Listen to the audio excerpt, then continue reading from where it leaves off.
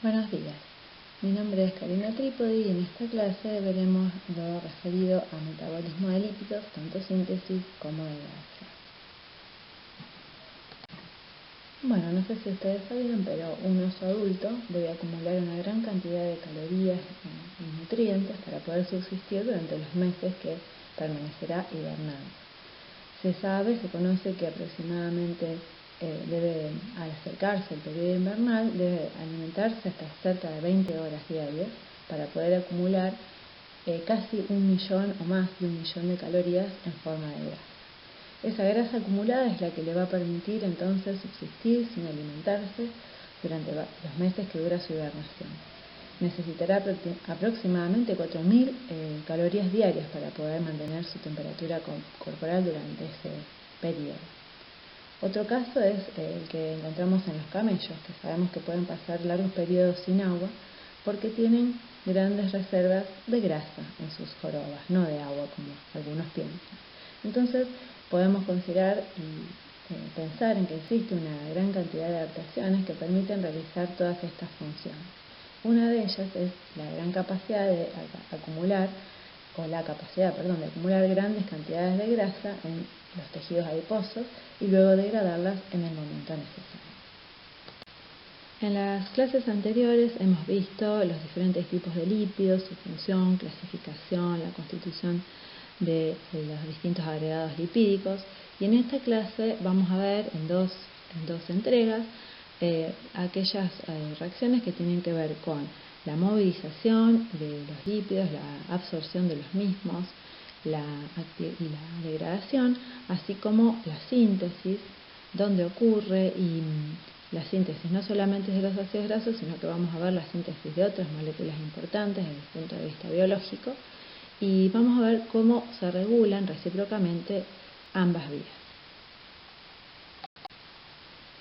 Recordemos entonces que los lípidos son muy importantes como fuentes de energía, ya que encierran más del doble de energía por unidad de volumen que los carbohidratos y las proteínas. Es decir, son alimentos muy concentrados en energía. Y recordemos también que tienen algunas funciones muy importantes, como por ejemplo aportan ácidos grasos esenciales, vitaminas, son precursores de otros lípidos cruciales para la biología celular y tienen así funciones estructurales, son coenzimas o algunos de ellos son mensajeros secundarios. Esta imagen ya la habíamos visto en su momento cuando vimos metabolismo del glucógeno, y es solo para recordar entonces la importancia que cobran las reservas lipídicas en, por ejemplo, mamíferos, donde representan el mayor porcentaje de reservas energéticas en este tipo de organismos.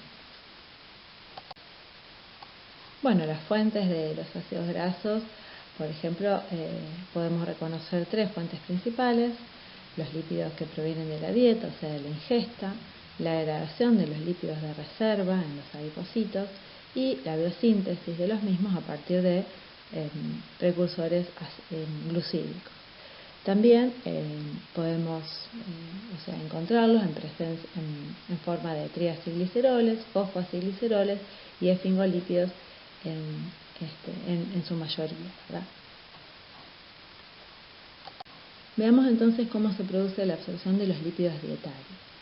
Una vez en la luz intestinal, los triacilgliceroles son degradados por las lipasas intestinales y allí son emulsionados por las sales biliares como taurina, formando micelas. Recordemos que la taurina era entonces importante en la solubilización de estos lípidos provenientes de la dieta.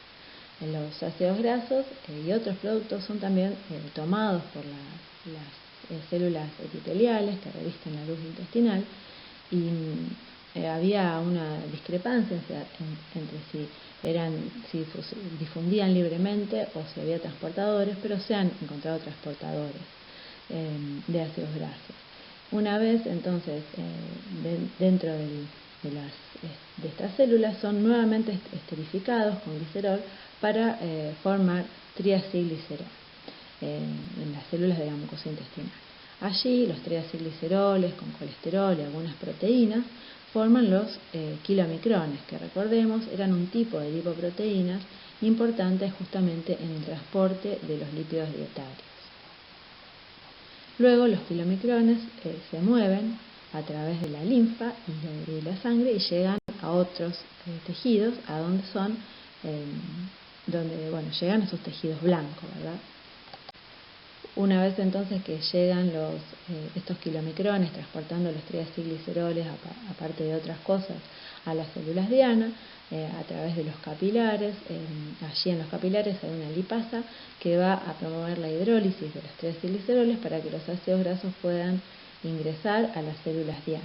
Estas células pueden ser adipocitos, donde normalmente se van a reesterificar para quedar como reserva lipídica, o pueden ser, por ejemplo, miocitos, donde dependiendo de las necesidades en ese momento de la célula, pueden ser degradados y oxidados para obtener energía a partir de ellos.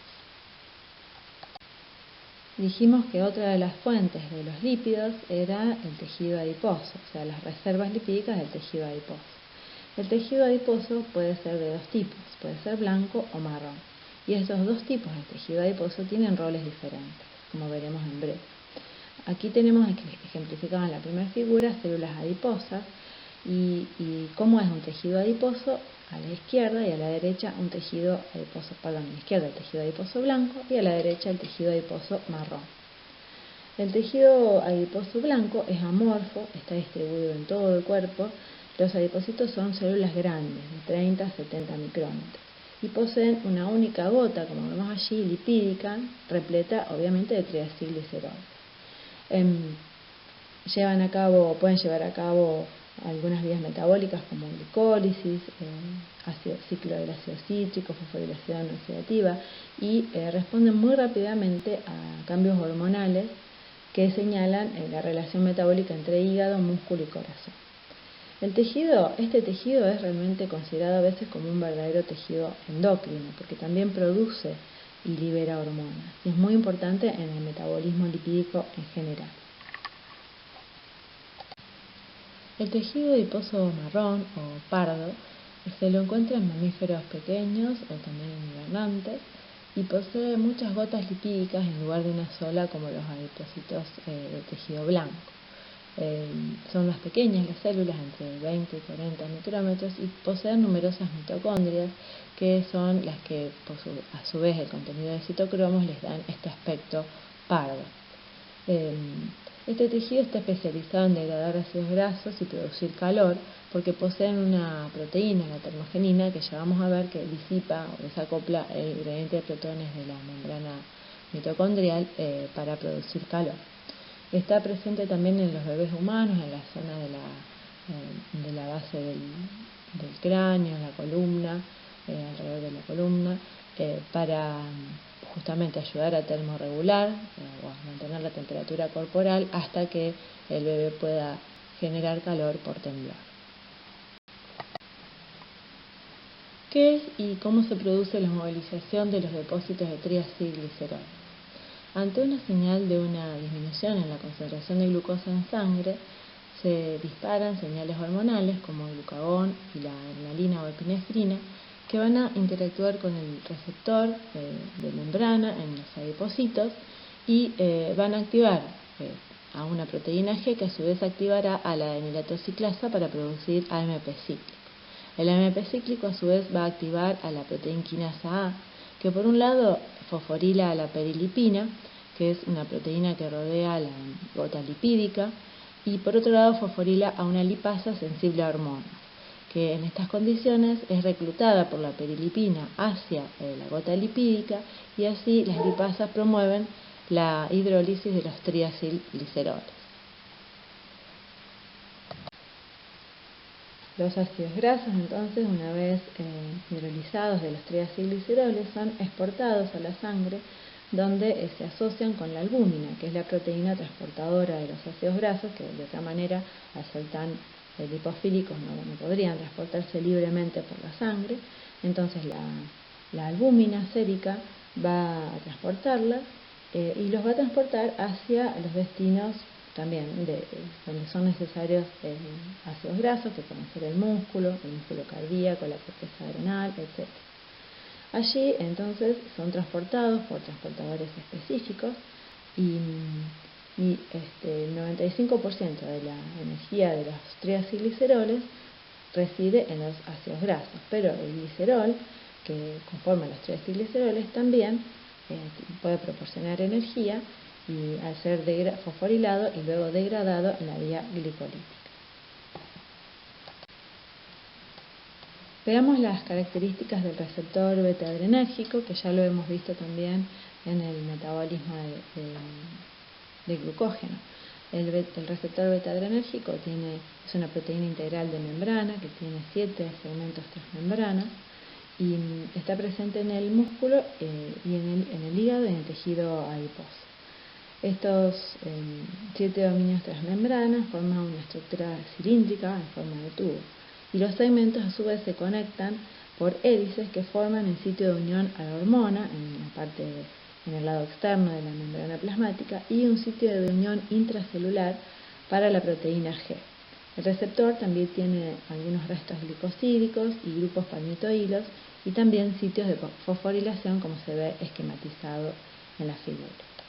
Una vez que la epinefrina, por ejemplo, se une al receptor, le provoca un cambio conformacional que lo hace unirse a una proteína de membrana, que es la proteína heterotrimérica G, que tiene 3 subunidades, alfa, beta y gamma.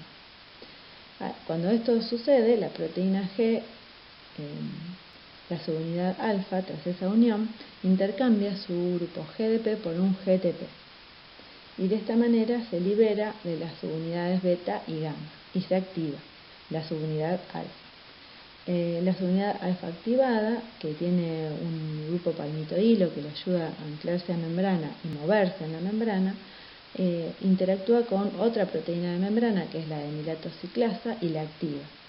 Cuando se una a la adenilatociclasa va a promover entonces su activación y la adenilatociclasa de esta manera va a promover la síntesis de AMP cíclico. Por otra parte, una vez que provocó esa activación, que a su vez promovió la hidrólisis de ATP, la subunidad alfa queda con GDP y de esta manera se vuelve a asociar a las subunidades beta y gamma y se reasocia también al receptor beta-adrenérgico para comenzar un nuevo ciclo de señalización. La activación de la proteína quinasa A, que vimos en la cascada de fosforilación también en la vía de activación de la glucógeno fosforilasa, se produce mediante el AMP cíclico. ¿Cómo es que opera entonces esta activación? Bueno, la proteína quinasa A posee 2 subunidades catalíticas representadas allí aquí en el esquema en azul y 2 subunidades regulatorias en rojo. Cuando está en ausencia de AMP cíclico, el sitio catalítico está obstruido o enmascarado por las subunidades regulatorias, que cuando se unen en cada uno de los monómeros de la subunidad regulatoria 2 unidades de AMP cíclico en sitios alostéricos, la subunidad regulatoria se libera y deja así libre el sitio catalítico para que pueda producirse entonces la fosforilación, para que la proteína quinasa A pueda fosforilar a sus proteínas blanco. En este caso va a ser la fosforilación de la lipasa sensible a hormonas y también de la perilipina, como vimos. A la derecha tenemos esquematizada la vía de recuperación, porque esta vía va a estar activa mientras el AMP cíclico esté operando. Cuando el AMP cíclico sea escindido o degradado por una fosfodiesterasa, que lo que hace es justamente transformarlo en AMP, de AMP cíclico lo pasa a AMP, esta vía entonces se va a ver apagada, ¿verdad? O sea, todas las vías que dependen de AMP cíclico van a verse apagadas cuando el AMP cíclico se ha pasado a AMP. La teofilina y la cafeína inhiben estas fosfodiesterasas y por eso es que tienen este efecto estimulante al haber una mayor cantidad de AMP cíclico disponible para y con sus efectos que ya vimos que son variados. La lógica de las cascadas de fosforilación es que sirven para amplificar señales en varios órdenes de magnitud. Así vemos que una concentración, por ejemplo, muy baja de adrenalina, del orden de 10 a la menos 10 molar, provoca la activación de varias aminoácidos ciclasas, que a su vez cada una de ellas llevan a la formación de AMP cíclico, una baja concentración pero mayor de la inicial en adrenalina.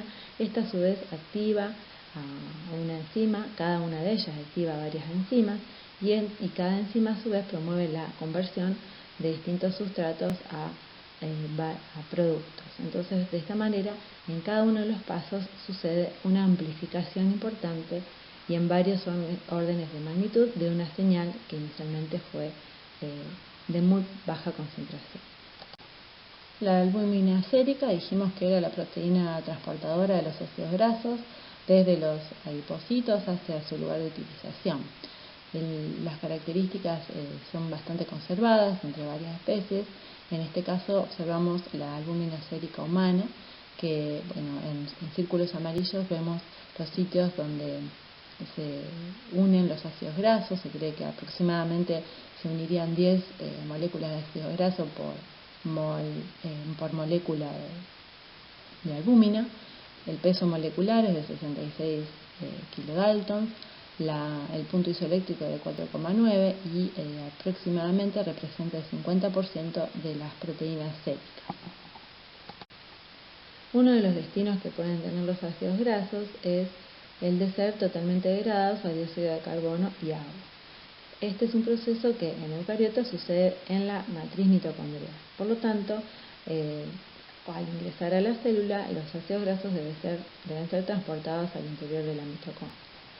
Lo que sucede al ingresar entonces un ácido graso por un transportador específico hacia el interior de la célula es que en un principio es activado por una acil-CoA sintetasa o acetato tioquinasa que está localizada en la membrana mitocondrial externa y que lo que hace es formar una acil-CoA utilizando ATP y el ácido graso. Y luego ese acil-CoA es transportado por un transportador que se denomina carnitina, aciltransferasa, hacia la matriz mitocondrial, y ahora vamos a ver todos los detalles de cada proceso. Una vez adentro de la matriz mitocondrial se produce la beta-oxidación en 4 pasos y dependiendo del largo del ácido graso se producen varios ciclos hasta que todo queda transformado en acetil-CoA. Y ese acetil-CoA puede llegar a alimentar el ciclo de Krebs o bien a formar cuerpos cetónicos en el hígado. La formación del acil-CoA, una vez que el ácido graso ingresa a la célula utilizando ATP y CoA, se denomina activación, porque es de esa sola manera en que puede ser luego metabolizada. Esa activación, como dijimos, consume energía y es catalizada por la acetil-CoA sintetasa. Esta enzima cataliza entonces la condensación del CoA con grupo acilo, del ácido graso, y la formación de AMP y pirofosfato. Se produce en realidad un intermediario que es acil-AMP, que luego sufre un ataque de la CoA para formar acil-CoA y AMP más pirofosfato. La hidrólisis de ese pirofosfato por pirofosfatasas es también quien conduce la totalidad de esta reacción. Una vez formado el acil-CoA, entonces, por la reacción de la acil-CoA sintetasa, ahora va a ser sustrato de una enzima denominada carnitina aciltransferasa 1, que reacciona con ese acil-CoA y carnitina para dar acilcarnitina.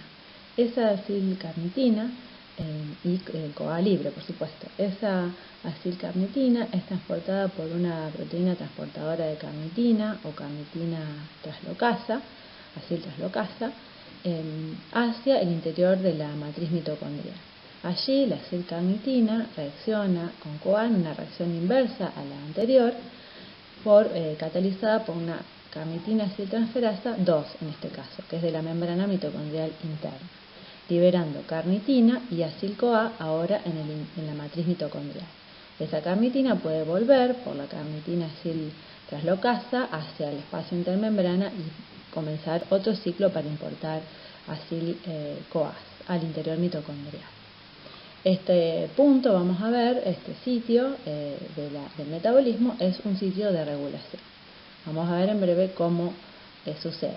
Algo importante que tenemos que tener en cuenta es que los ácidos grasos de cadena menores a 12 carbonos no necesitan de este metabolismo, de este mecanismo de transporte, y aparentemente difundirían libremente a la membrana mitocondrial interna. Aquí tenemos esquematizada la molécula de carnitina, que tiene un grupo trimetilamina y un grupo oxidrilo, que es donde se produce la acilación para formar la acilcarnitina. Una vez dentro de la matriz mitocondrial, el acil-CoA es sustrato entonces de la vía de beta-oxidación. La denominamos beta-oxidación porque las reacciones suceden en torno al carbono beta, si consideramos alfa el carbono más cercano al carbono carbonílico de la acil-CoA. La primera reacción es catalizada por la acil-CoA deshidrogenasa, es una enzima que tiene el FAD como grupo prostético, entonces se produce un FADH2 y esos electrones del FADH2 van a ceder sus electrones a su vez directamente a la cadena de transporte de electrones mitocondrial a través de otra flavoproteína, lo va a ceder a nivel de la quinona. Lo vamos a ver en breves clases. El producto que queda se denomina trans delta 2 enoil-CoA. Ese producto entonces ahora es sustrato de la siguiente reacción, que es una hidratación. También se van a agregar los elementos del agua, ese doble enlace, por la enoil-CoA hidratasa. Y se genera el L-beta-hidroxiacil-CoA. Ese beta-hidroxiacil-CoA es sustrato de la beta-hidroxiacil-CoA deshidrogenasa, que ahora promueve la oxidación de este sustrato, pero en una oxidación dependiente de NAD, y se genera entonces NADH. Queda así el oxidrilo a nivel del carbono beta oxidado a carbonilo. El producto se denomina beta-cetoacil-CoA. Luego actúa un último paso, una reacción de tiólisis, una beta-cetotiolasa, que utilizando CoA promueve la escisión de un acetil-CoA y el resto de la molécula queda ya como acil-CoA, un ácido graso reducido en 2 átomos de carbono. Ese acil-CoA puede recomenzar la vía en la reacción 1 y se suceden entonces estos ciclos hasta que en el último paso se escinden y se obtienen 2 acetil-CoA. La oxidación de ácidos grasos genera entonces grandes cantidades de ATP. ¿Cómo sucede esto? Sucede en 3 etapas. La primera etapa, que es concretamente la de beta-oxidación, es la que vimos recién. En cada vuelta de beta-oxidación se escinden 2 átomos de carbono en forma de acetil-CoA y al finalizar esa etapa todos esos acetil-CoA van a volcar sus carbonos hacia el ciclo de ácido cítrico, de donde también los equivalentes de reducción producido van a volcar luego en una tercera etapa sus electrones a la cadena transportadora de electrones, que va a ser la que al producirse ingrediente de protones va a generar la síntesis de ATP.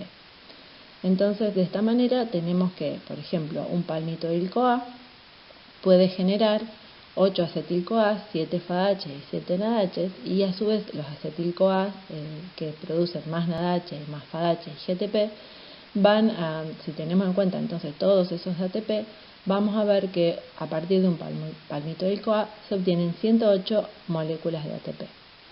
Si consideramos los 2 ATP que se gastan, digamos, o que se invierten en la activación del palmitato, el rendimiento neto va a ser de 106 ATP.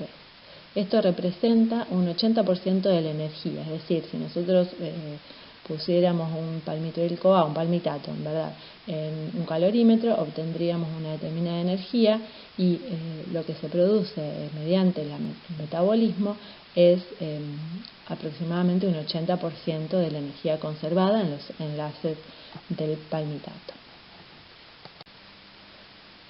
Si observamos entonces la ecuación neta, vemos que otro número que llama la atención es la cantidad de moles de agua que se producen al oxidar completamente una molécula de palmitoil-CoA. Este agua se produce en la reacción de condensación del ADP con el fosfato. Cada ADP la mayor parte se produce allí. Cada ADP que se condensa con fosfato para formar un ATP libera una molécula de agua, más otras moléculas de agua que se producen en el proceso total.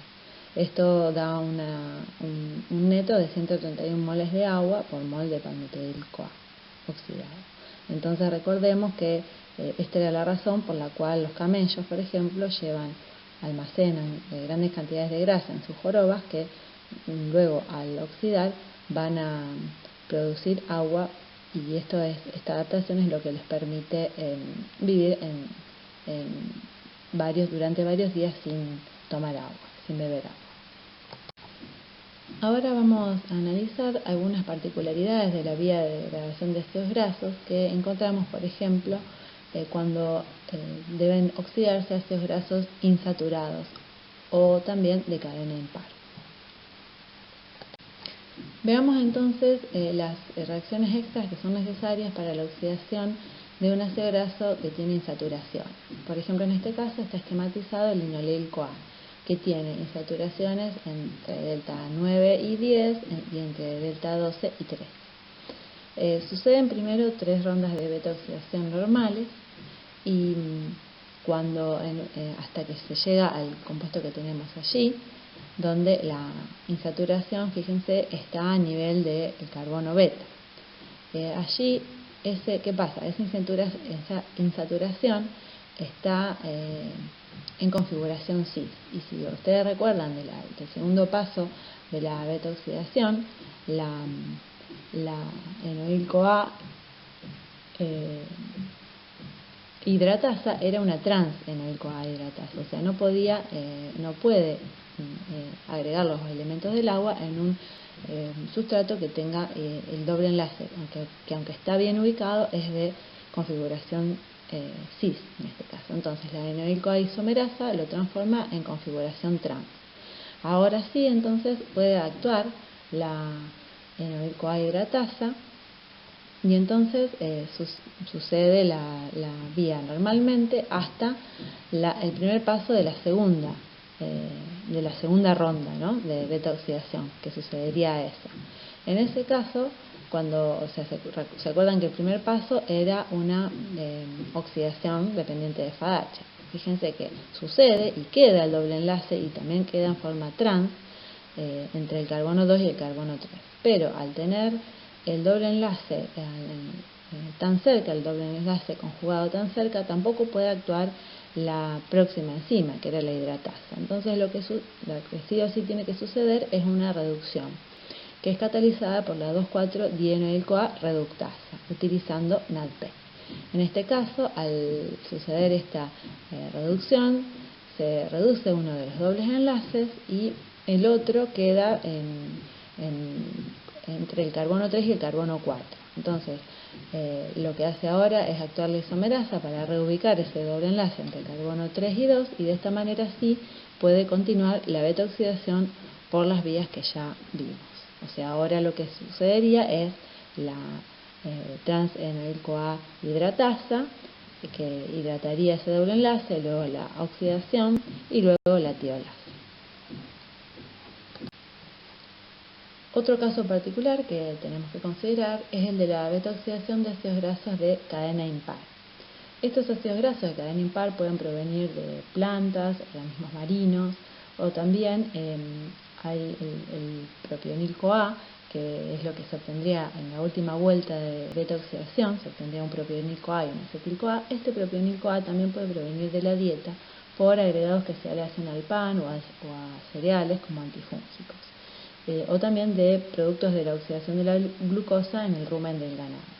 Entonces, este propionil-CoA debe sufrir una serie de transformaciones para poder entrar en la vía degradativa.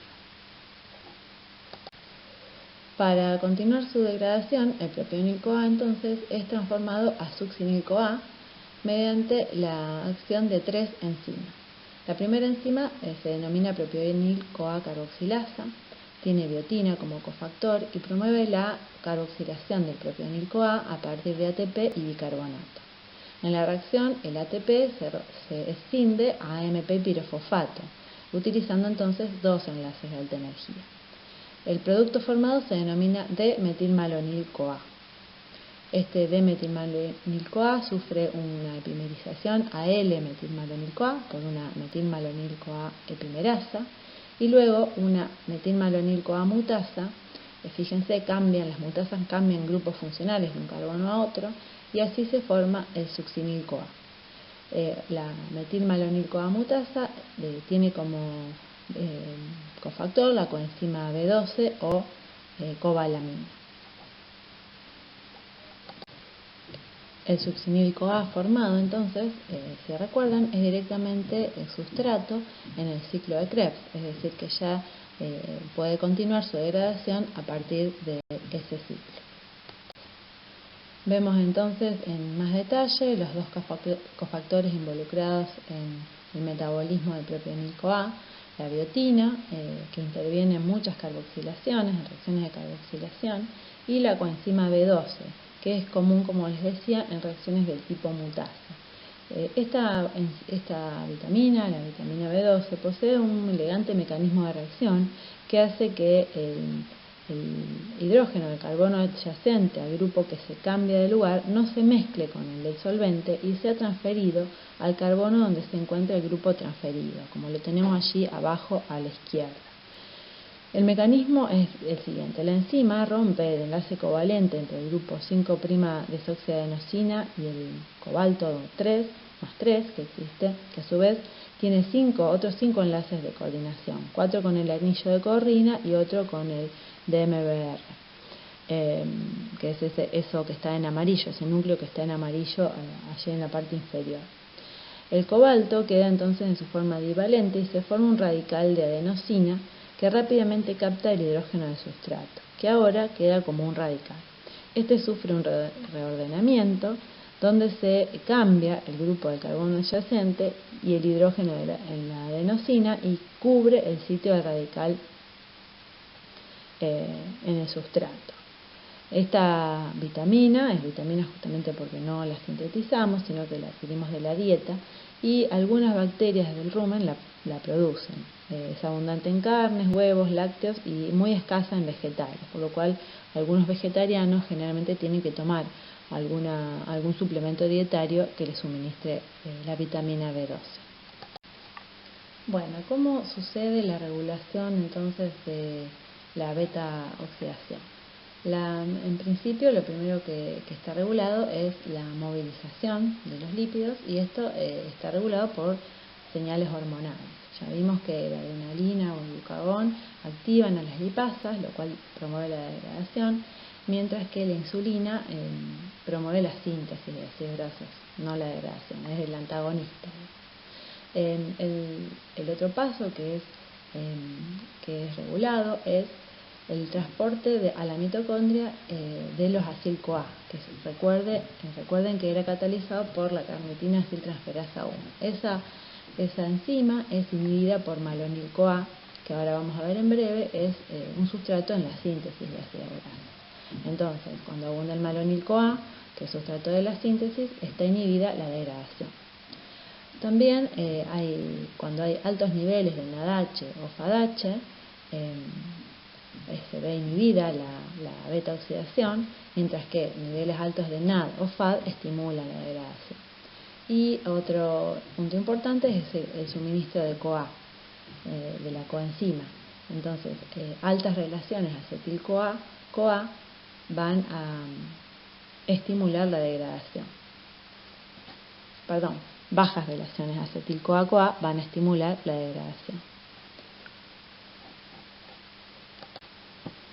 En esta y las tres siguientes imágenes que vamos a ver es simplemente para que ustedes conozcan que puede haber otros tipos de oxidación de ácidos grasos, por ejemplo la alfa-oxidación, que es principalmente sucede con ácidos grasos ramificados, generalmente de origen vegetal, y prevalece por ejemplo en cerebro e hígado, donde un carbono se pierde como dióxido de carbono en cada ciclo y como les digo es importante en ácidos grasos ramificados de origen vegetal. El otro tipo de oxidación es la omega-oxidación, que ocurre en el retículo endoplasmático de vertebrados cuando por alguna razón la beta-oxidación es deficiente. Ocurre en hígado y en corteza adrenal, y los sustratos preferidos son ácidos grasos de 10 a 12 carbonos. Se oxida, es omega porque se oxida el carbono más lejano al carboxilo, al primer carboxilo. Primero se introduce un oxidrilo, se oxida aldehído y luego a carboxilo. En este punto ambos extremos pueden unirse a la CoA y ser degradados por beta-oxidación y se va a producir succinil-CoA al final, que puede ser degradado en el ciclo de Krebs. Otro tipo de beta-oxidación lo encontramos en los peroxisomas o glioxisomas. Aquí tenemos un paralelo entre lo que sucede en la mitocondria y lo que sucede en estos dos tipos de organelos, donde fíjense que la primera reacción, vemos las diferencias que existen y las similitudes. Una de las diferencias es en la primera reacción, en la cual es catalizada por una acil-CoA oxidasa que usa oxígeno y produce peróxido de hidrógeno directamente, que luego es detoxificado por las catalasas que son abundantes en estas organelas. Luego la otra reacción diferente es el NADH, que al ser producido en la segunda oxidación no cede sus electrones a la cadena, porque los peroxisomas y glioxisomas no hacen no tienen cadena transportadora de electrones, sino que es reoxidado en el citosol, en NADH formado. Y luego la última diferencia es que el acetil-CoA formado en la última etapa es exportado a la mitocondria para seguir la oxidación. En general, en los glioxisomas es utilizado para la síntesis de carbohidratos. En definitiva, en esta organela se cree que los peroxisomas, por ejemplo, asistirían a la mitocondria en la beta-oxidación de ácidos grasos de cadena muy larga, los acortarían y luego las acil-CoA se seguirían degradando en la mitocondria. En el peroxisoma no encontramos las enzimas del ciclo de Krebs y tampoco, como dije antes, la de la cadena transportadora de electrones. Aquí vemos un metabolismo importante que es la síntesis de los cuerpos cetónicos. La síntesis de estos compuestos, que se denominan generalmente cuerpos cetónicos, es una nomenclatura vieja, digamos, pero que se los conoce hoy así, son compuestos que se producen por cetogénesis en mitocondrias del hígado y en menor medida en el riñón. Son el acetoacetato, la acetona y el beta-hidroxibutirato. Estos compuestos se forman cuando hay abundancia de acetil-CoA, y vamos a ver en qué circunstancias. Cuando esto sucede, dos acetil-CoA se condensan por la reacción inversa de la tiolasa para dar acetoacetil-CoA. El acetoacetil-CoA es sustrato de la hidroximetilbutaril-CoA sintasa, que con otra molécula de acetil-CoA produce el hidroximetilbutaril-CoA. Este hidroximetilbutaril-CoA es sustrato de la hidroximetilbutaril-CoA liasa, que va a dar lugar a un acetil-CoA y a acetoacetato. El acetoacetato ya es un cuerpo cetónico que también puede sufrir una decarboxilación para producir acetona. La acetona es un gas que se expira y el acetoacetato también puede sufrir una deshidrogenación por la beta-hidroxibutirato deshidrogenasa, formándose el beta-hidroxibutirato, que también es el otro cuerpo cetónico. Entonces, como dijimos, esta vía es importante en hígado y en riñón. Dos de las circunstancias en las que se puede acumular mucho acetil-CoA y por ende cuerpos cetónicos son en la diabetes no tratada o en el ayuno muy prolongado o en dietas muy bajas en carbohidratos también. ¿Qué sucede? Bueno, el oxalacetato debe usarse para realizar la síntesis de nueva glucosa por gluconeogénesis, dado que hay muy baja concentración de glucosa en sangre. Entonces, la glucosa debe producirse por esta vía. Al ser retirado el oxalacetato del ciclo de Krebs, hay un superávit de acetil-CoA. Esos acetil-CoA entonces que se acumulan empiezan a condensarse para formar los cuerpos cetónicos. Y estos cuerpos cetónicos, que como dijimos se sintetizan mayormente en el hepatocito, pueden ser exportados porque hay otros órganos que los pueden utilizar como combustible. Son principalmente el corazón, músculo esquelético, riñón y sobre todo el cerebro. El problema con esta situación es que si esto se prolonga durante mucho tiempo, estos cuerpos cetónicos tienen las características de ser ácidos y esta acumulación de estos compuestos ácidos en la sangre pueden llegar a dar una cetoacidosis, lo que se llamaría diabética si es producida por la diabetes, y esta acidez o nivel tan bajo de proteínas en la sangre puede ser letal y producir un coma y luego la muerte. La degradación y la utilización de los cuerpos cetónicos como combustible ocurre en tejido extrahepático, es decir, en el hepatocito se sintetizan pero no pueden utilizarse como combustible. Se sintetizan y se exportan para suministrar energía al cerebro o a otros órganos en condiciones excepcionales que son el ayuno, la falta de insulina o la hipoglicemia. Es decir, ustedes conocen que uno de los órganos más susceptibles a la falta de glucosa es el cerebro, de manera tal que el organismo se las arregla para privilegiar ese órgano en la utilización de la glucosa. En este caso vemos cómo se produce la degradación en esos órganos y tejidos que sí pueden utilizar los cuerpos cetónicos como combustible. Y vemos que hay una enzima que es la succinil-CoA acetoacetato-CoA transferasa que no se encuentra en hígado y es por esa razón que el hígado no puede utilizar cuerpos cetónicos como combustible. Allí vemos entonces el beta-hidroxibutirato por la reacción inversa de la que vimos antes, la beta-hidroxibutirato deshidrogenasa vuelve a dar acetoacetato que se condensa con succinil-CoA y forma acetoacetil-CoA.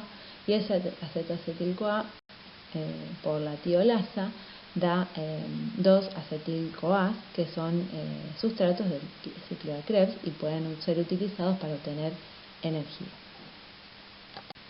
Para finalizar y redondear este tema, quería invitarlos a que investiguen. Me parece que ya tienen los elementos suficientes, teóricos por lo menos, como para poder empezar a pensar y a investigar qué relación podemos encontrar entre el consumo de alcohol, la síntesis de cuerpos cetónicos y el metabolismo de la glucosa.